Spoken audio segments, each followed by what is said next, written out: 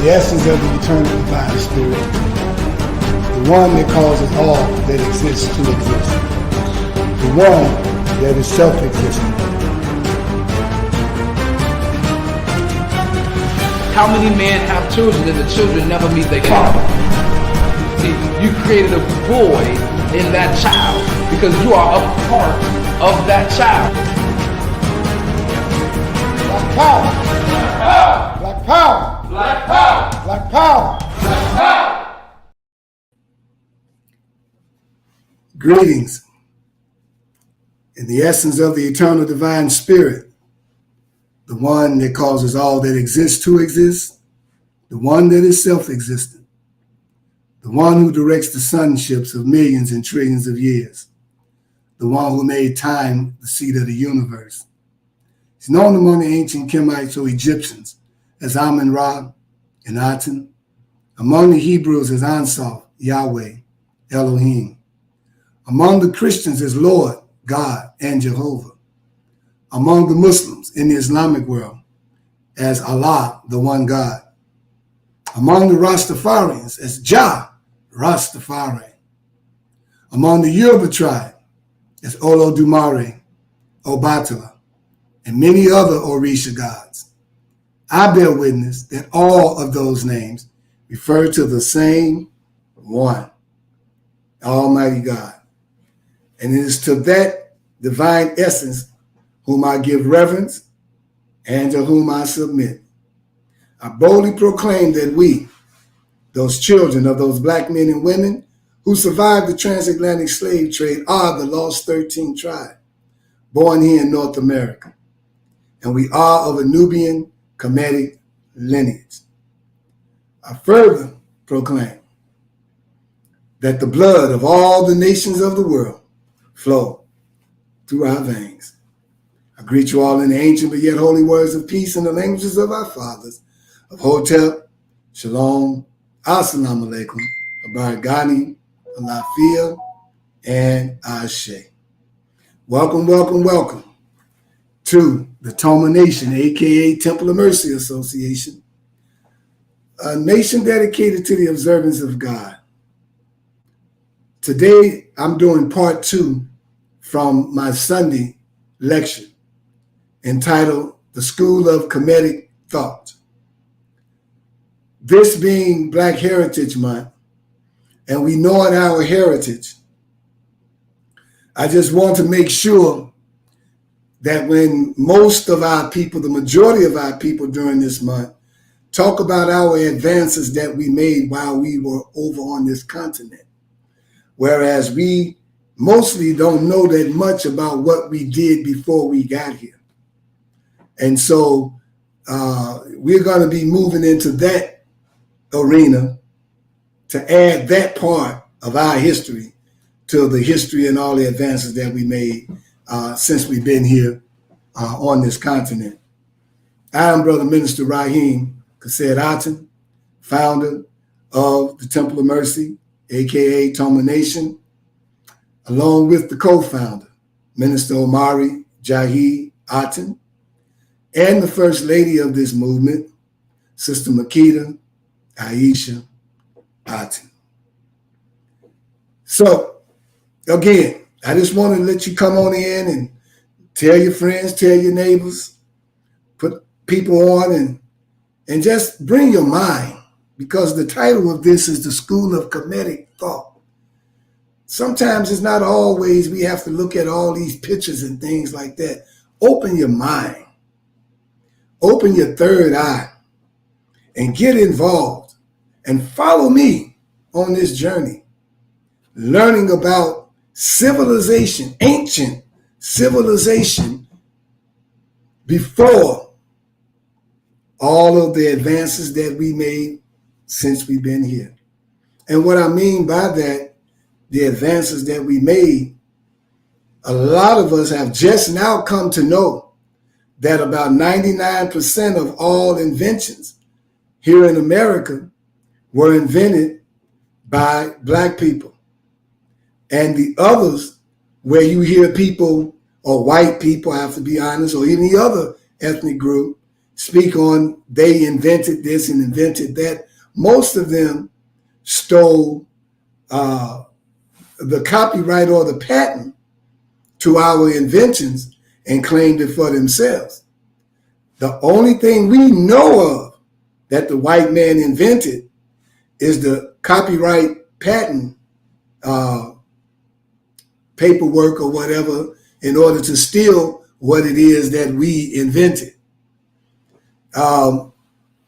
Sears, the idea of creating a store that housed almost anything you want. This is way before Walmart.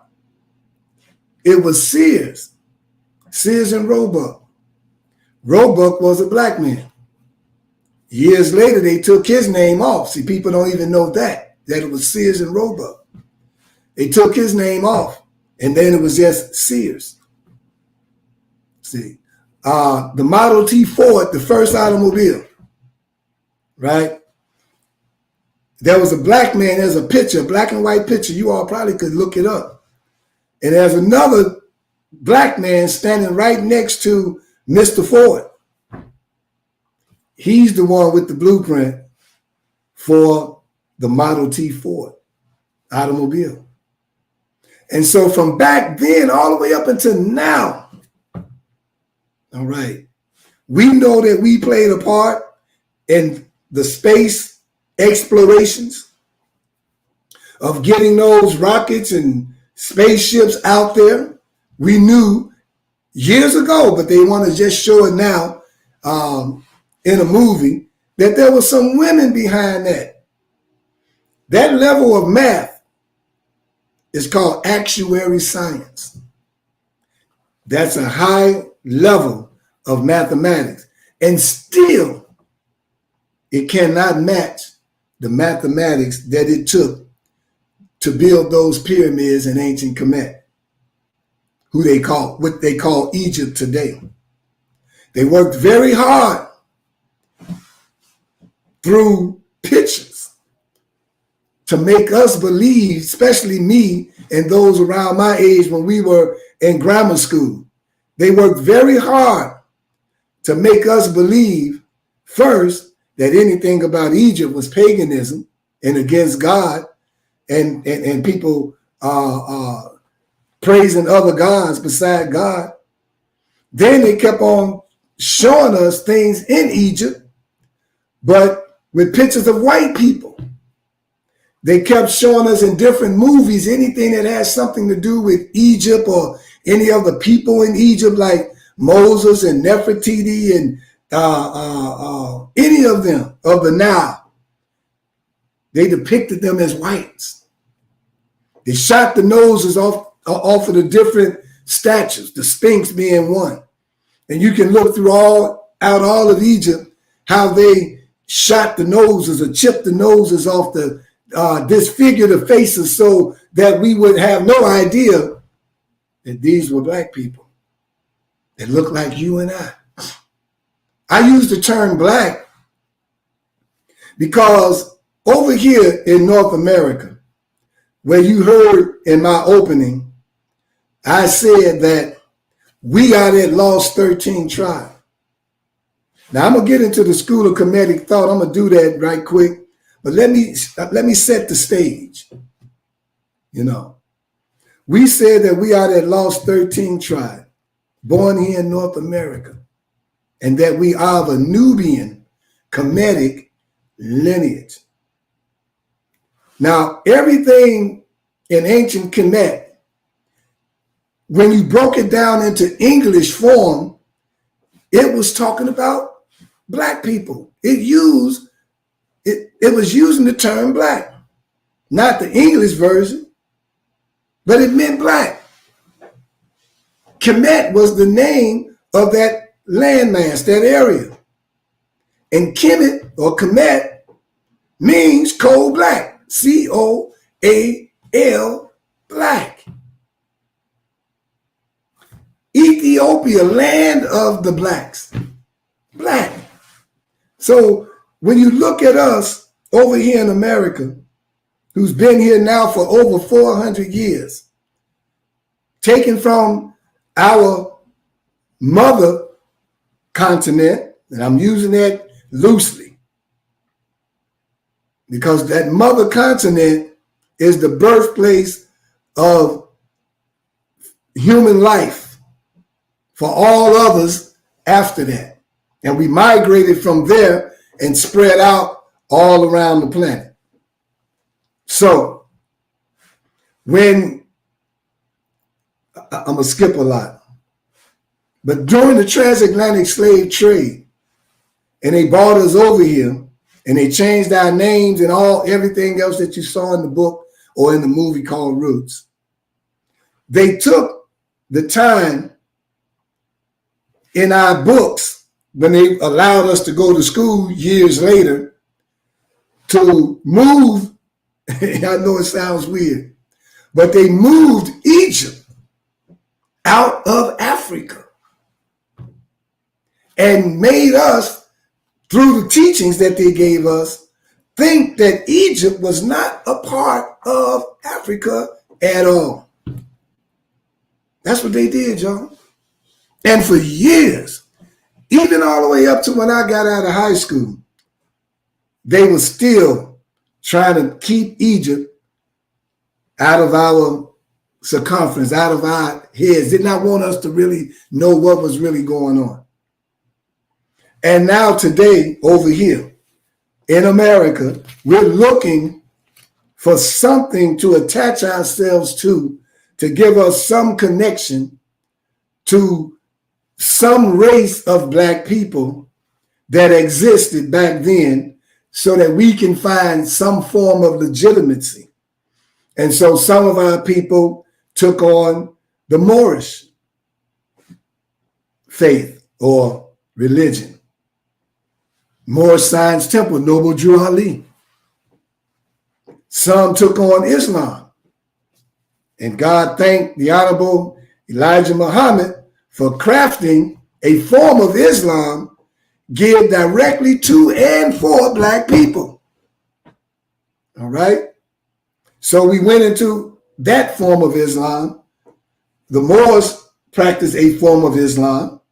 Then some of us said we were Hebrews, and we practiced that. And on and on and on. Some became Pan-Africanists and started practicing the Yoruba religion, Ifa, and other African-centered thought. All of this for people who had their names taken away from them, who had their culture taken away from them. And now we're wandering, lost in America, not lost physically, lost mentally as to who we truly are, when in reality, we are all of that and then some. That's the reality, that we are all of that. So that's when you heard me say the blood of all the nations of the world flow through our veins. That's where that come from. Now that opening was written by the first spokesman of the Temple of Mercy Association, Brother Ezekiel Kepera. And Brother Ezekiel, being our spokesperson, he took his time and wrote out that opening. But over time, as you know, things mature and you advance in your knowledge and all of that. But we always give credit to whom it is due. You see, no man is an island unto himself. We're not here to reinvent the wheel, but we are here to upgrade it. Like they say when they upgrade a product, new and improved. Well, we just want to improve on it as we go forward. But all things that are true will always be true, because the only thing that continues to change is a lie. And so we can't not be charged with plagiarism, because God is truth. And the truth of God is for all of us who are willing to open up and receive it. And so when we talk about God's truth, we can't turn around and that's like he stole that from him. He stole that. You can't. Even Yeshua told us and said to us, how is it that if you have a light, that you would hide it under a bushel basket? He said, nay, put it up on a hill so the light can shine. And if you really understand what that meant is this, just try it in your home. Put a candle on the floor in a dark room and it'll be still dark. You'll just see that candle. The higher you place it, the more the light envelops the room and lightens it up. And he said, why have you been enlightened? And that's what the Holy Bible means when you break it down in Hebrew. It means book of light. So why would you take light and hide it? If it's that light that we seek as a people that would take us back and reconnect us to our God, the great mind, we call it in Toma, then that's what we need. We need to reconnect to the great mind. So that is what I wanted to lay that foundation to let you know that the safe zone for us in Toma to be in is to call ourselves black. And until this lost 13 tribe of however many million that are over here in America decide, and it's the majority who's going to decide who we're going to call ourselves, then that's when I'll join on to that group. But until then, I'm just going to be black. See? So now I hope we got an understanding. If you want to ask a question or whatever, I'm sure that you can type it in and we will see it, comments. So just let me know. I'm on it. So now I'm going to read some stuff. I told you all Sunday that we have 2 books, 3 actually. Stolen Legacy is the 3rd one. I don't have that in front of me right now, but it's by George G.M. James. And this past Sunday, I told you who the author of the Husia was. Told you he was Maulana Karanga. Maulana Karanga is the same guy who founded Kwanzaa, the 7 principles of Kwanzaa. He created it. The other book is Nile Valley Civilization, Anthony Browder. We told you about him. The other book, George G.M. James, I'll give you some history on him. And then we'll move into the Stolen Legacy to show you that the first system of salvation, way before Christianity, thousands of years before Islam, we created a system of salvation. And if you heard me read this past Sunday, that it was said that the human body was the prison house that housed our soul, or the real us. And that there was a system you could use to liberate it, to free it. Not die, but free it. And then we would travel on a route or a path that would take us from human being to supreme being. That is our journey, brothers and sisters. Not this little stuff we do every day when we wake up looking for something to do and get involved in, but the true journey of the black race. I'm talking specifically to us. Now, for others, you can listen to us and be a part of what we're saying, but I know that I am one of God's messengers who was sent to the lost 13 tribe born here in North America. All right? So, we study what we call prescribed readings. And every month we have 2 or 3 different prescribed readings that we draw from. And the stolen legacy, I'm going to read.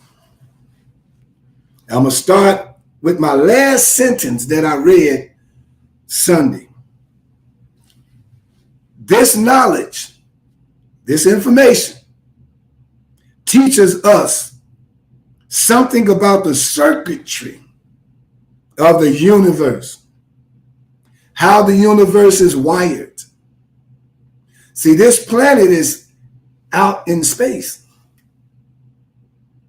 And out in space, scientists are finding out that we are not alone. See, and so most of the stuff on this planet that everybody is trying to put a time span on it as to how long it's been and when they discovered it and things like that. But the Honorable Elijah Muhammad said to us in his books that the earth is 66 trillion years old. Now, white people can't imagine 66 trillion, so they'll say 6 light years or something like that, because I think a light year is a trillion. But when they say trillion, they go blind. They can't see nothing. So they have to say light years. But we can, because we were here when the earth came into its very existence. We came with the earth, according to the Honorable Elijah Muhammad. And see, when people hear me quote people, they say, oh, he a Muslim. I knew he was. No. I just have enough sense that when I come across an ascended master that was sent to us, I'm not going to be blind by his covering, which is Islam.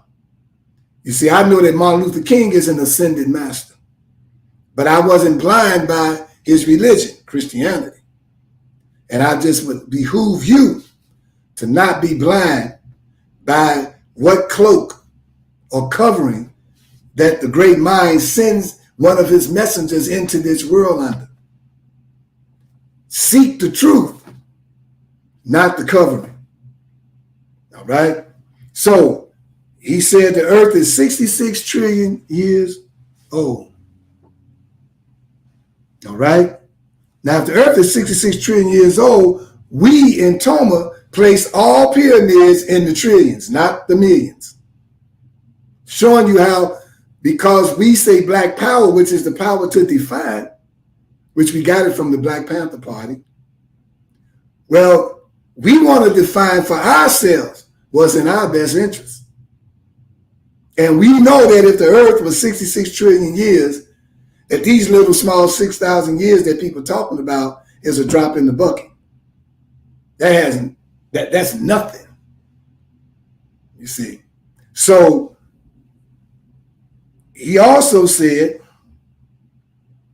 that what did he say? Oh, okay. That the moon is 72 trillion years old. And that the universe is 76 trillion years old.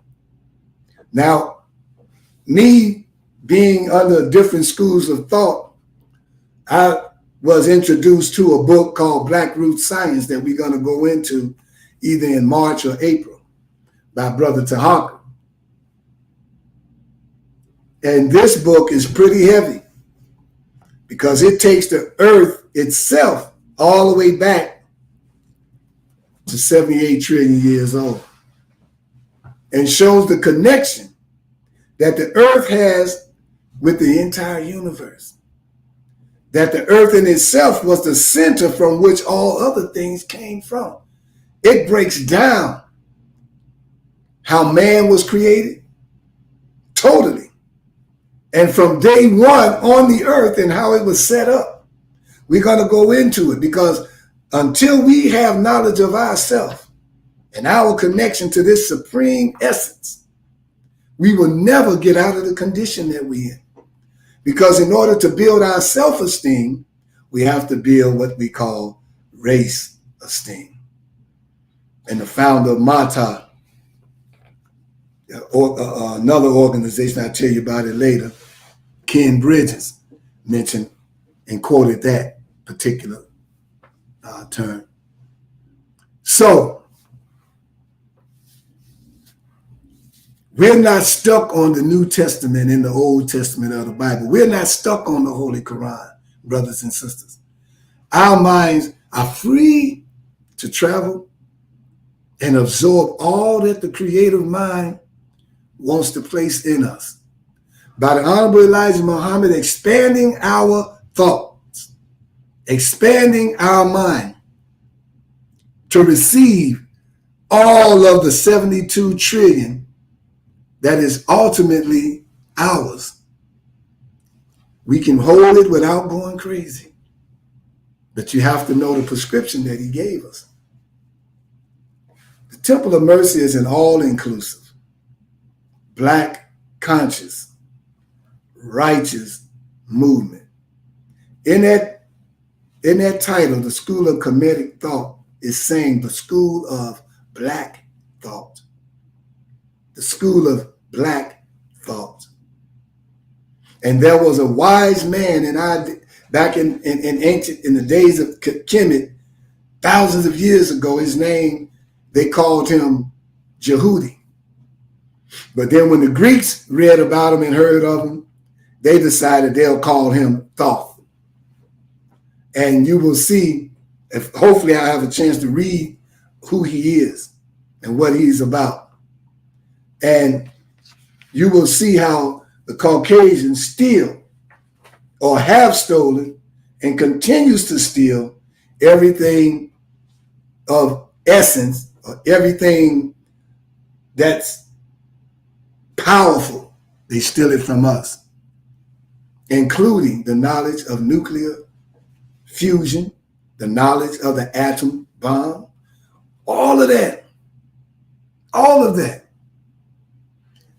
It was a nuclear explosion that destroyed all life on the planet Earth before in the beginning.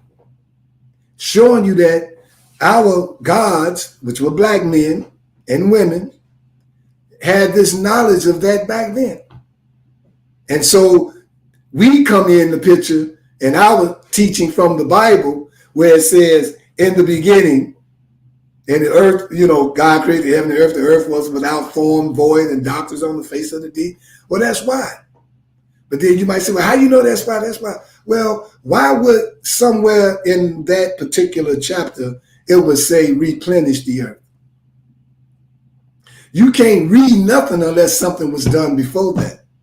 You can't redo nothing unless something was done before that. So if he said replenish the earth, that means that there was life on the planet before in the beginning. That's just common sense. Think about it. So now we place all of the ancient findings in Kemet in the trillions. We don't know which trillion, but we had to take it out of the millions. We had to take it out of the billions and place it where it belongs. Because you can't tell me that nothing happened for trillions of years and only things that's life and everything started 6,000 years ago or 20,000 years ago or whatever part of the thousands. I don't believe it.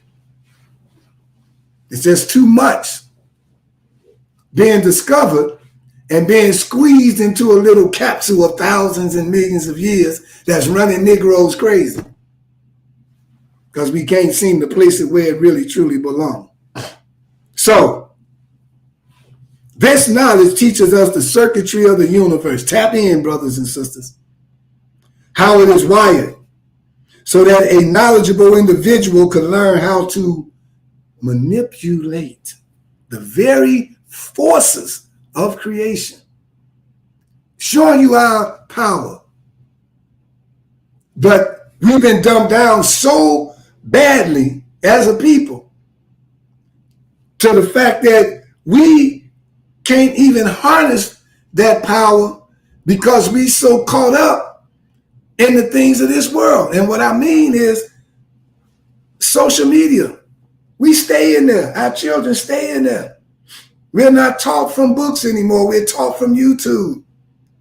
We're taught from Google.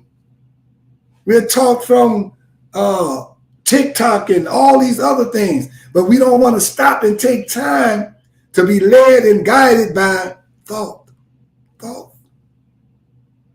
Our thoughts, our meditation, our affirmations, our oneness with nature. The ancient Kemites understood that nature was God also. Let me read. The ancient Kemites believed in everlasting life. The ancient Kemites believed in rebirth and the resurrection of the soul.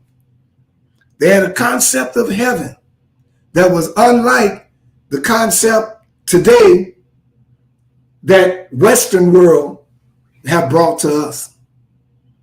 Brothers and sisters, let me show you something. Maybe you won't understand it, but try to follow me. The compass that we had that represented north and south were two rivers. The only two rivers that flow north, according to the white man's calculation, that's north. You know, if you look on your map, north, these rivers flow north, and that's the Amazon River and the Nile River. The only two. Now, our people who inhabited this planet trillions of years before we got here, they said it like that when it was created. And so that was not north, that was south. That was south. All the other stuff we call it north is not north, it's south. So now, that being the case, if that was south, but it was up south. I know, don't get confused. All right? Then heaven was the other way. That means it was down. It was going the other way. That heaven y'all call north was that way. So that was actually heaven. And up where we are was hell. Because the human body, according to the scientists that I study under, the human body is the most dense vehicle created. And the most gross, so to speak, even though God said it was good, but it had to be tried, like in fire, like clay, to shape it and form it through trial and tribulation, through the ups and downs of life. It has to go through something to be shaped and formed. It had to go through some trials and some things in order to place the right thoughts on your mind that there is a higher power in existence guiding and directing you to a place where the church world call heaven. Because you're already in hell. Now they had depicted on the hieroglyphics on the wall some writings telling you about a man named Usa, who they call Osiris. They said Usa or Osiris is the god of the underworld. He was the god of the underworld, heaven, not hell, according to the Nile River and the Amazon. And when you died and left hell, which is up here, and went to the underworld, which was heaven, which was actual, where we belong, down, went to heaven, and your heart was weighed on a scale, one of the old scales, the kind where you have these two little cups and it's attached to something and you weigh it, put something on there, and the feather was on this side and your heart was on this side. And if your heart went down this way and the feather went up, you went back up on earth, back to hell. But if your heart balanced with the feather, you are allowed to stay in heaven. That's what Osiris or Usar, as that god, that was his duty. So now you would say, Minister, you're throwing us off here. Everything that the white man does, we are actually opposite of all of that. Everything that our Father said, thou shalt not do, they say, you can do it. Showing you is opposite.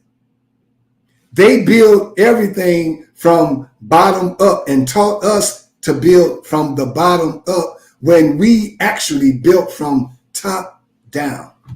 All pyramids were built from top down. The point at the top is where they started. And they went out this way going down, using a laser beam technology that we, even today in America and all the other places on the planet, have not come to learn how to harness that level of laser beam technology. Built it top down,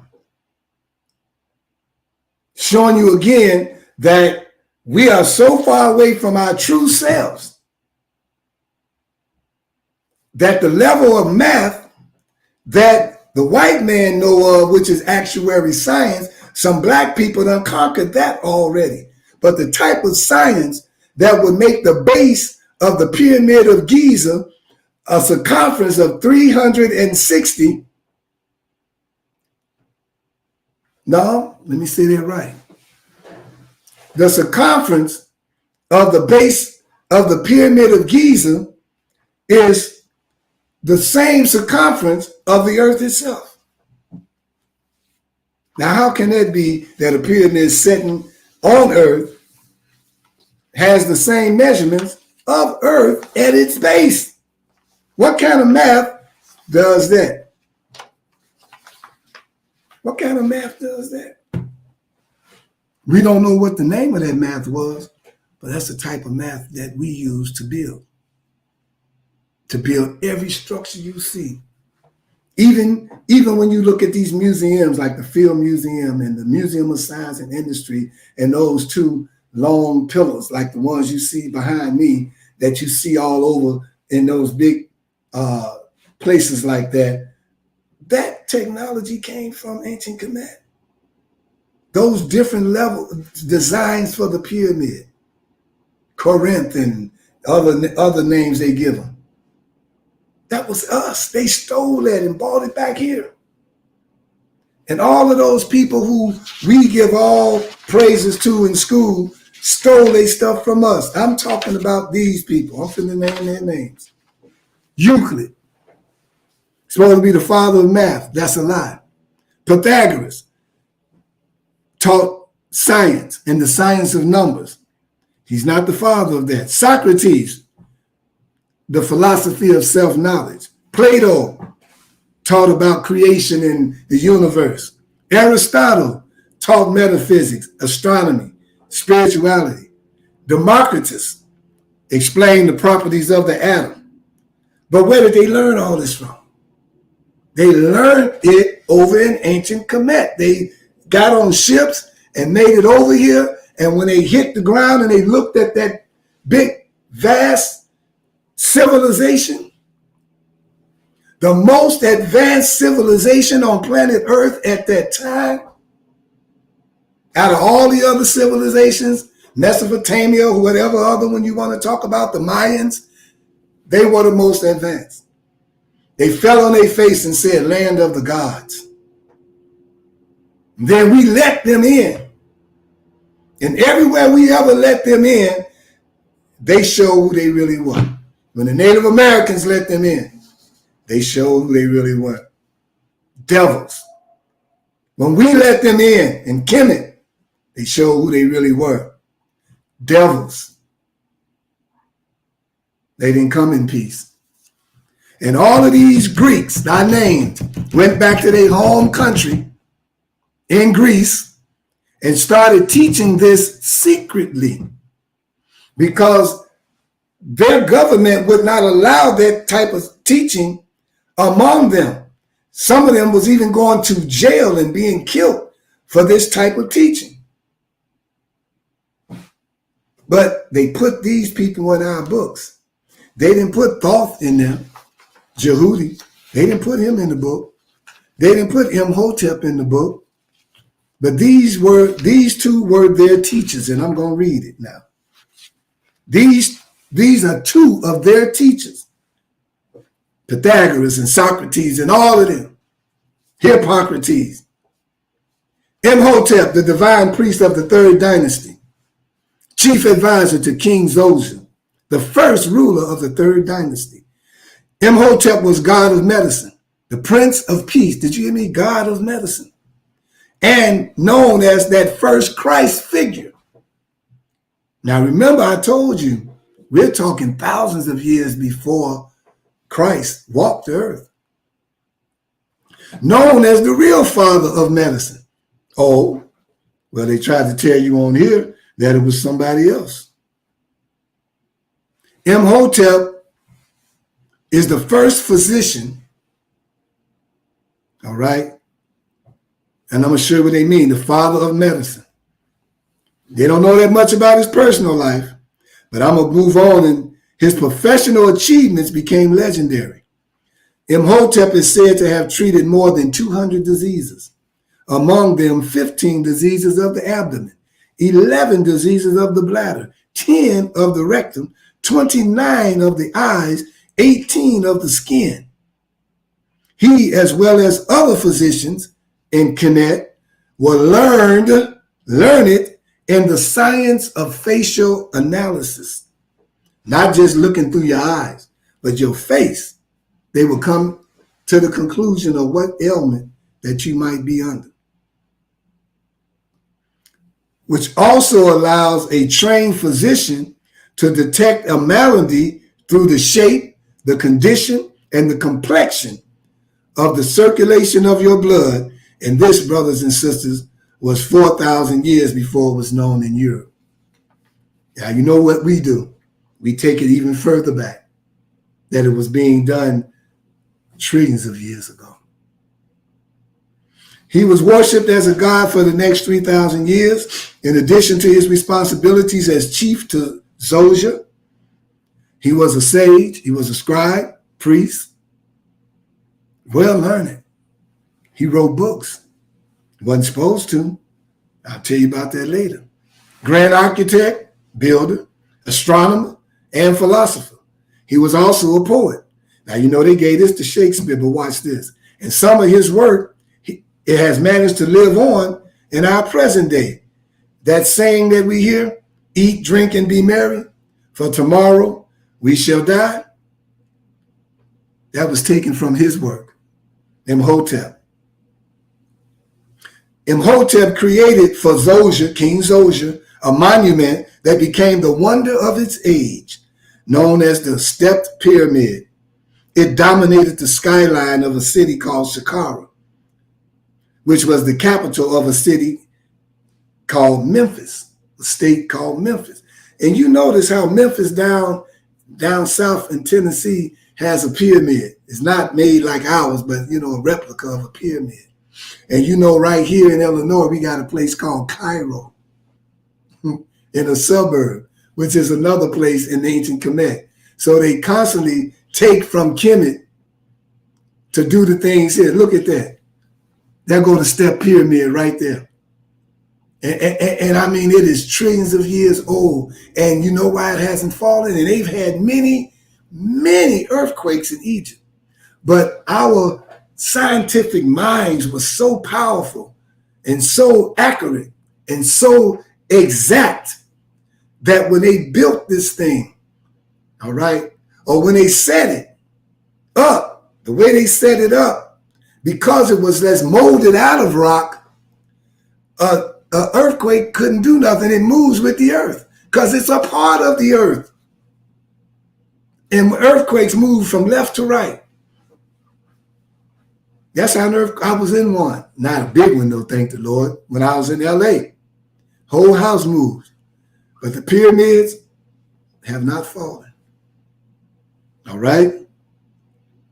The original base was some 26 feet high and 27 feet wide. Upon this base, 5 rectangular additions were added, each one smaller in size than the one which preceded it. This was the first monolithic stone structure known in history. I'll say it this way.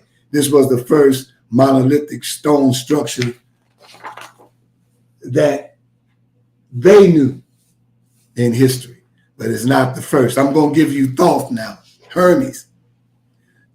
Something about the ancient Khemetic mystery school and Hermes is so interesting to white Masons that they've been studying Thoth, who they call Hermes, who they look at as one of the founders that they draw from to deal with Masonry on. So I just thought I'd share that with you, showing you again that even true Masonry is Black Masonry, is us. We are the true Masons of this planet. We are the true architects of this planet, not the white ones. They stole it too. They stole what is called Masonry today from ancient Kemet. All right? Now, Thoth, Hermes, known to the Greeks, was the last divine personage of ancient pre-dynastic Anu. Now, there was a place called Anu. See, you hear it in here. That was south or north of Kemet. It was during like the Nile Valley. You know, I wish I could show you that. But yeah, going from Kemet, I can't show it to you. But down north, you have to go up south to find the Nile Valley. But the area that I'm talking about that was called Anu, today is called Ethiopia. But the place where they call Anu at that time, which is Ethiopia today, was the place where those who were known as Anunnaki, Anunnakis, that's where they inhabited. All right? And Thoth was an Anunnaki. Imhotep was an Anunnaki. Osiris or Alset was Anunnaki. Anunnaki. All right. So now, much like I said, the historical information about his personal life is extremely sacred. See, I don't know too much about their personal life, but I do know a little bit about their personal life. I know that those that I just named, all right, are either children of or are the actual ones who came here from another galaxy and were given the knowledge as scientists to create. The great mind that created either them or their parents created them from the dark matter of space, placed them on Earth to replenish it after it was wiped out by a nuclear bomb from some gods that were sent to this planet before in the beginning. I'll tell that story one day if I have time. You just have to bear with me. Or you can always come on Sunday from 12:30 to 1:30 at 616 East on 71st Street from 12:30 to 1:30 every Sunday. And if you stay and we go off the air at 1:30, we keep going to 2 o'clock. So just come on by and really get some of this. This is what we teach during Black History Month or Black Heritage Month, because we don't want us to forget the greatness of what we were before we got here.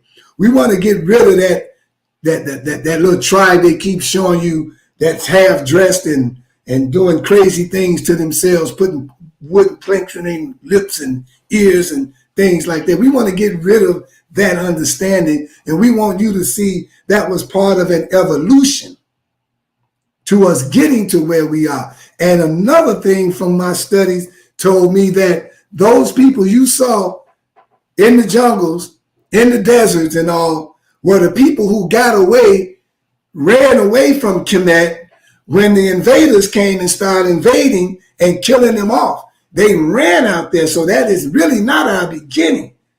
That was part of our end. So you need to know that. So now I'm going to talk about Hermes. Jehudi is his real Khemetic name.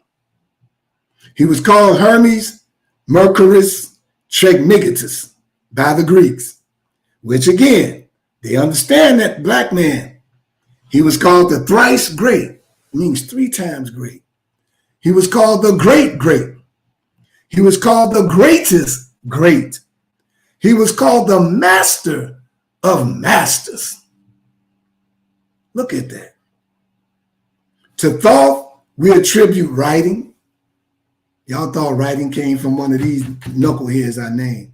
We attribute medicine, chemistry, law, rhetoric, the higher aspects of mathematics, astronomy, and astrology. Not to mention the early Khemetic understanding of the intricate dynamics of the universal order. How can a person be on earth knowing all of this if he was actually from earth? It had to come from somewhere. Like I say, because of the trillions of years and me knowing that they were on our planet a while, it's hard for me to tell you exactly, because I don't use their time things they put on here, white people. I couldn't tell you exactly if he is the son of, or is he the original that came? All right. So he was known as the messenger of the gods. And to the Romans, he was known as Mercury. The word thought, Thought, is derived from his name that they gave him, Thoth, Thoth. And because we know in Hebrew that the vowels are taken out in the Hebrew language. So if you move that THO and TH and move that O out the way, it'll be TH. All right? And so Thoth is thoughts. Thought traveling at 24 billion miles per second. I think the circumference of the earth is 24,000 miles in circumference, approximately 25,000. That's pretty heavy. So it says that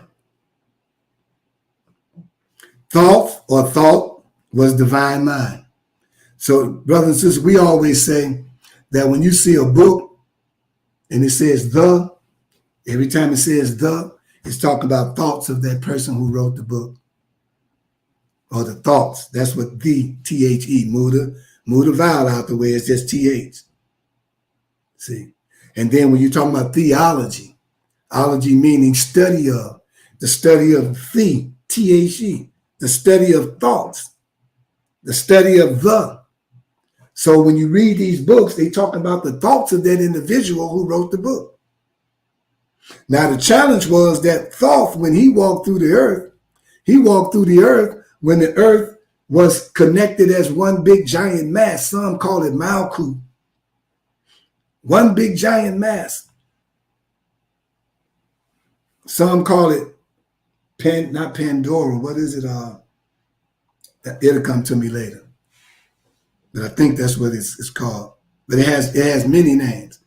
And because there was some shallow areas in the earth, he walked everywhere he went, and everything he discovered through nature and through science, he wrote it down and put it and buried it wherever he was at. Wherever he rested for a while, he buried it. And this is why his name was Hermes, because this is a short term for hermit. He basically walked alone and did things and buried and wrote things down on scrolls and scripts and buried it. All right. So it says, not to mention the early Khemetic understanding, universal order. Thought was divine mind, divine mind. Divine means after the manner of God. So we're still talking about that. Thought was the walking the earth, and he was the representative of the thoughts of the great mind that rules and runs all things. So that's why they called him also a Christ. All right. He was known as the messenger of the gods. The word thought, I mentioned that.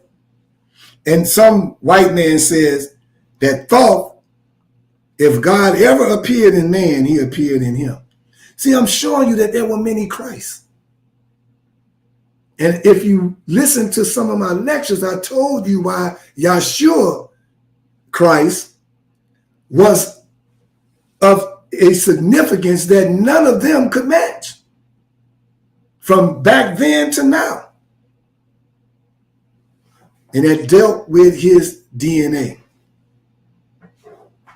His DNA made him greater than all those before him.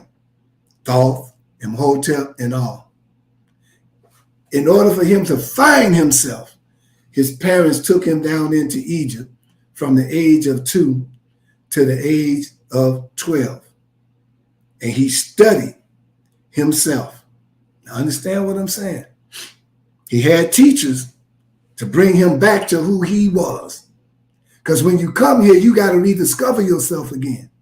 And you don't have that much time in this anatomy to do that. Any messengers of God, any learned masters of God, any avatars that come here have a certain amount of time to discover who they are. So they have an insatiable appetite to read, to want to learn, to want to know. And the sooner they find themselves, the quicker they could save those in his peer group. Because once he get a certain age, the younger group won't listen no more. So he's sent to his peers. Man. It's almost time for me to stop. But I got a few more minutes and hopefully I can finish reading this stuff. It's just so much. So legend holds that Thoth was the grand architect of the Great Pyramid of Giza, aided by a high priest named Ra, or Rata. All right? Showing you, I'm not going to, I'm going to mention it. But go there right quick. As you can see, what you're looking at is man, white man, and his ships and planes way back when up until now. But again, they stole all the technology from our people trillions of years ago and how we got around. You can see some of the same stuff, even the helicopter.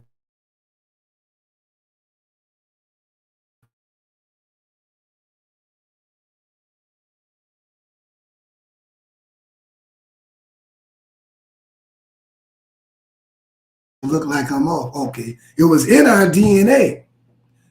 And all it had to do was be taken from our DNA and our thoughts and put into our mind. And then we manifested it. And we thought it was new. But no, we've been flying. We've been on the sea and on the water and in the air. We've been doing this. But they stole the blueprint from us. They still taking stuff from us. Our melanin is worth more than gold, which is a brown pigment that gives us our color, produces all color. All right? Man, there's so much I could tell you. But I want to read the rest of this because I want to tell you about Unc Aton too before I close out. I got to tell you about Unc Aton because you need to know something about that last name. So I'm going to finish this. The 4th century philosopher Iamblichus attributes to Thoth the writings of 1,100 books, and Seleucus estimates no less than 20,000 of his works were done before the first dynasty. I beg to differ. I think it was longer. He also stated that the last 6 texts on medicine treated that subject with an unbelievable understanding of the body and its functions. See, as you can see, Imhotep and Thoth, that means they went to the same school. He also stated that among the fragmentary writings believed to have come from the stylus of Thoth, the pen, 2 other works were also known.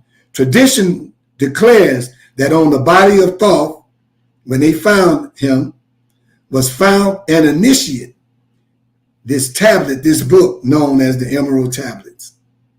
Characteristic of Thoth, and in the Emerald Tablets, it tells you about Enoch, goes more into Enoch being taken away and whatnot. The first sentence merely states that it speaks not fictitious things, but that which is true and most certain. From this tablet, the Emerald Tablet, evolved the key to comprehending the axioms of the universe and how they affect mankind. This book was known as the Kabbalion. You can pick it up at the underground bookstore. I have it also.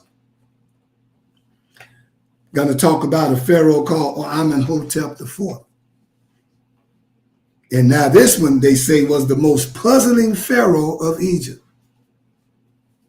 The least talked about, but the most puzzling pharaoh. All right?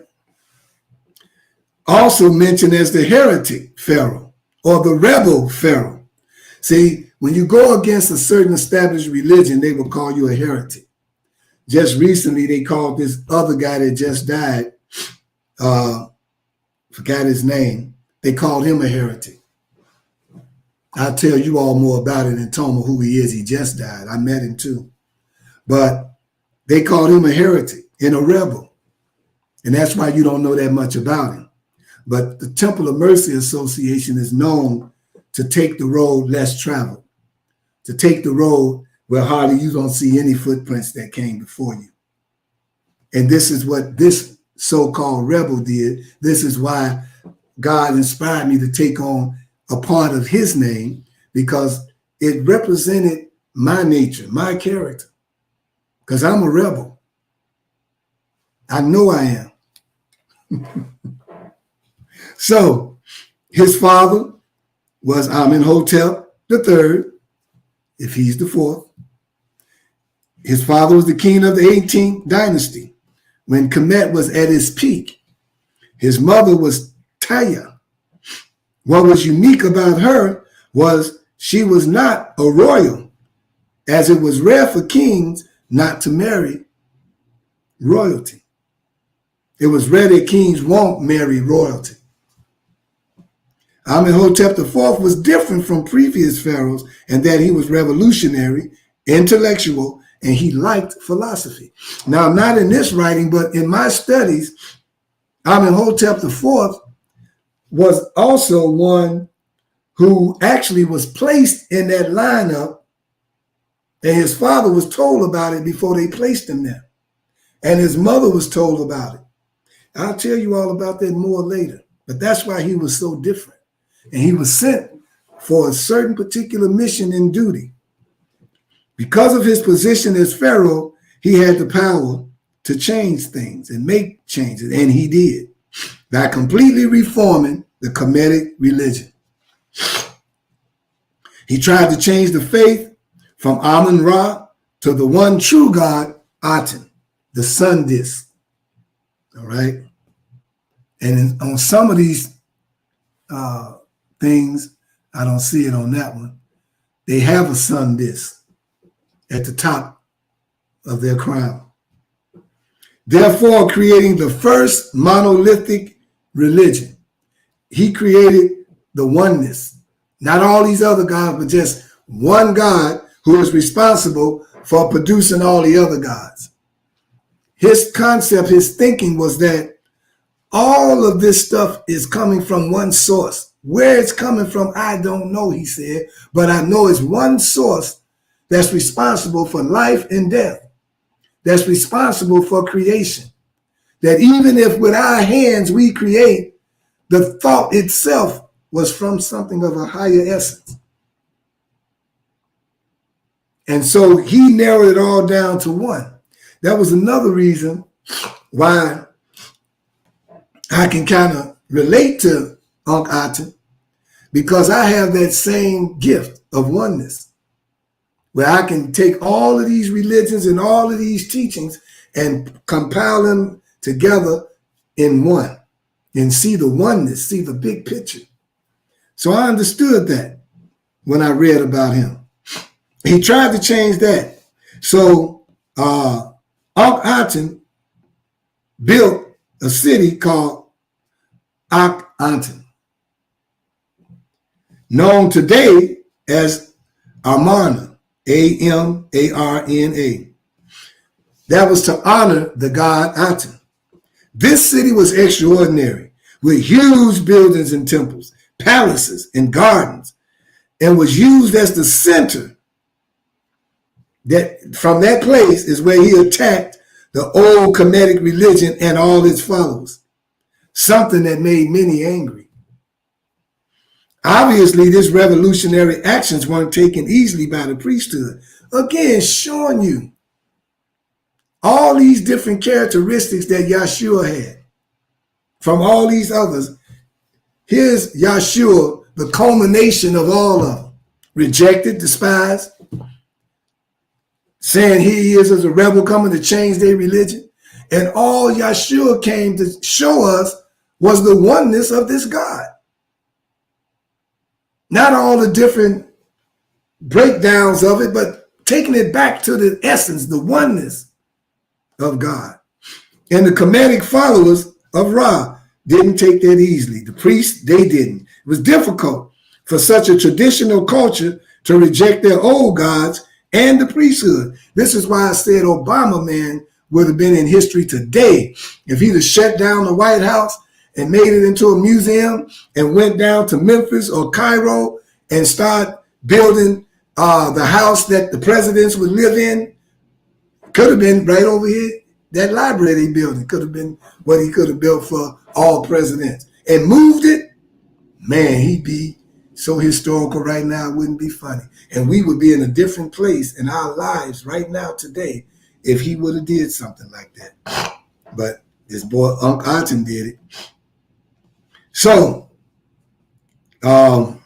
obviously, it was difficult for such a traditional culture to reject their old gods in the priesthood because it held a great deal of power.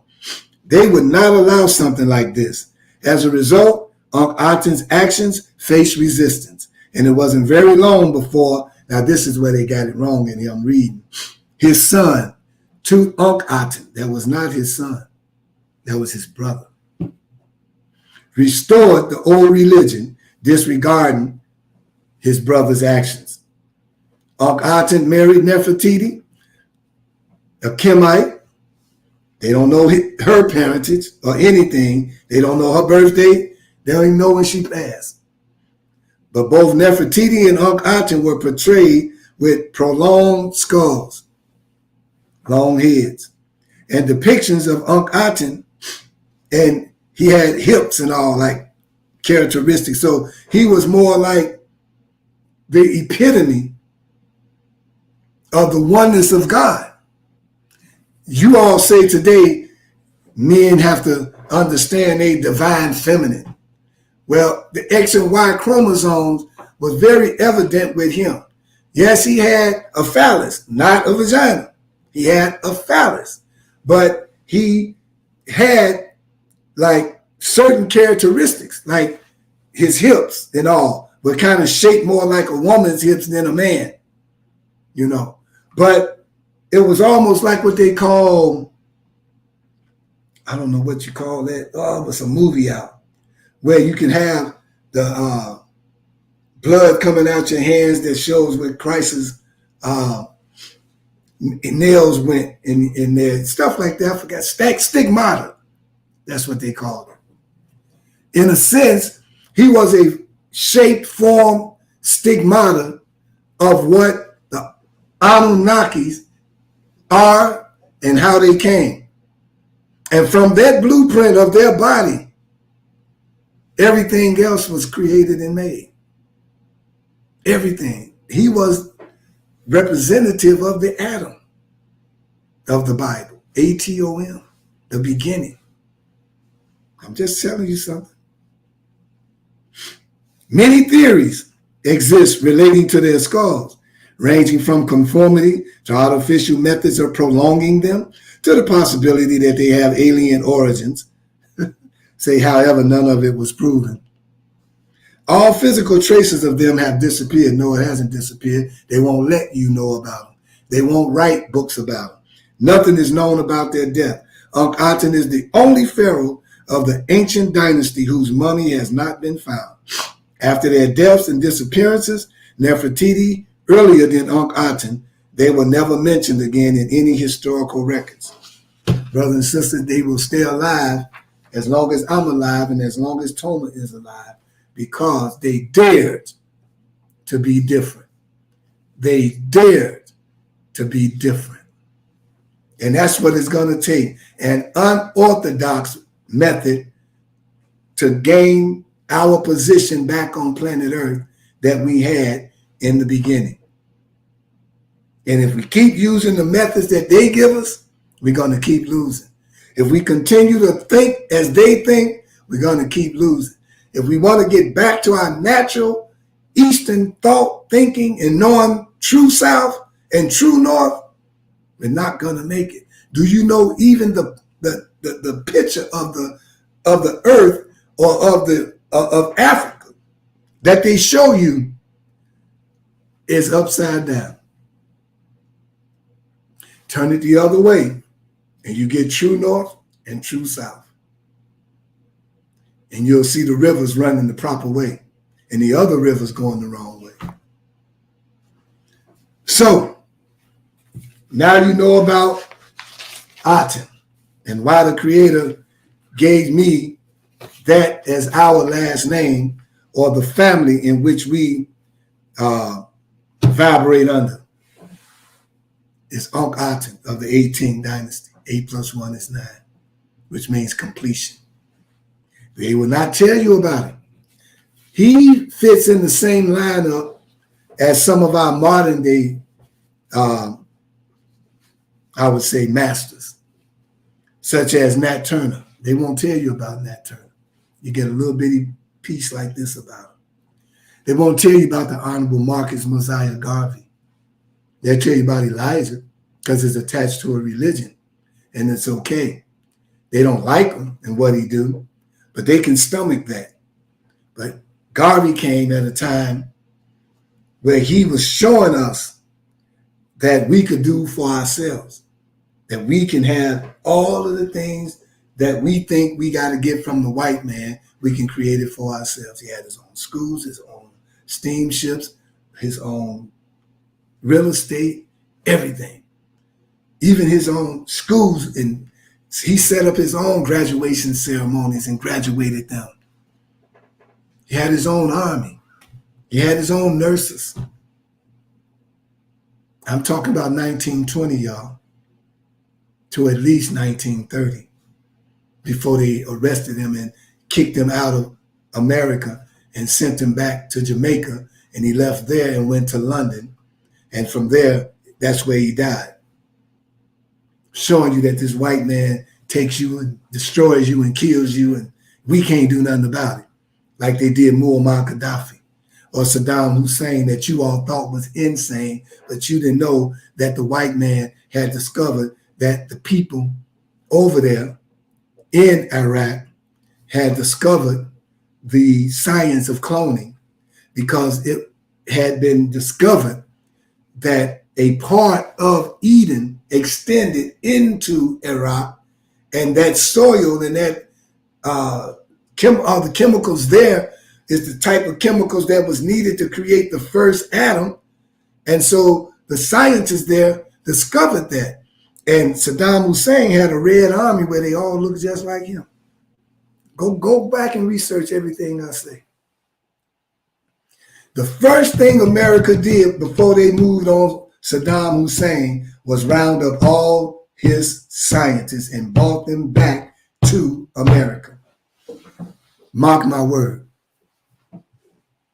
So I'm showing you that America and Israel want all remnants of anything Kemet or Khemetic, because they know that what vibrates from that and the energy from that is so connected to this planet and the universe that to harness that is to truly then be a ruler of this planet.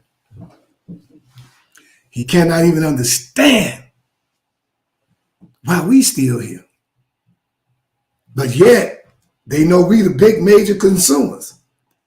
So they live off of us with two incomes.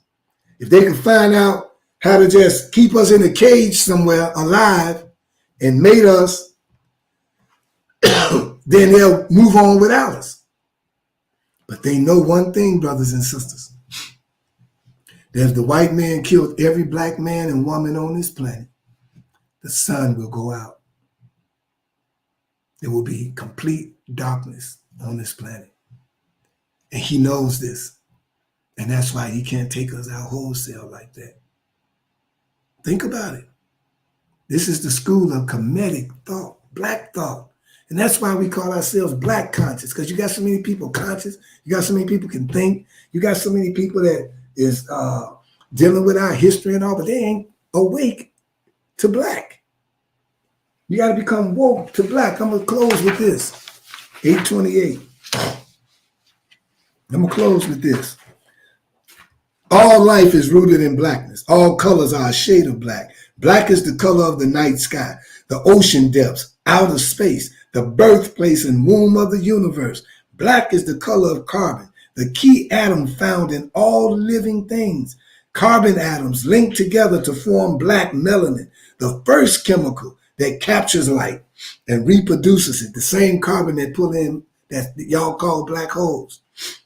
When one knows the true fullness of the ancestors' achievements, then that person will believe that they can do the same today. When one knows what the ancestors did to develop themselves in order to make such great advances, then they will know how to do the same today. From the ancestor and today's black person are literally the same person. King, queen, architect, physician, teacher, artist, competitor, merchant, jurist, and military giant. And knowing one's history, one can expand the mind. This is what God taught us how to do in Toma. Expand the mind through the illusion of time and space and unite with ancient black priests / scientists, ancestors. I leave you as I greeted you earlier in the ancient words of peace. Hotep, Shalom, Assalamu alaikum, Habarigani, Alafia, and Ashe. Black power to all those who know. Peace. For joining us for our weekly Sunday worship service. We invite you and your family to join us live every Sunday at 616 East 71st Street at our new time from 12:30 to 1:30 p.m. and on Facebook from 12:30 to 1 p.m.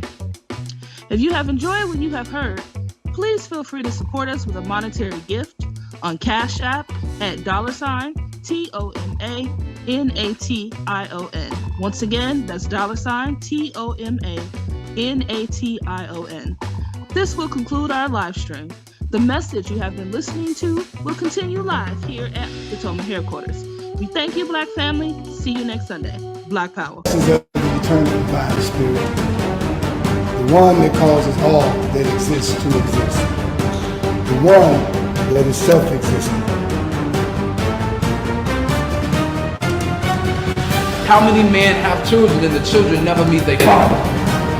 See, you created a void in that child because you are a part of that child. Black power! Black power! Black power! Black power!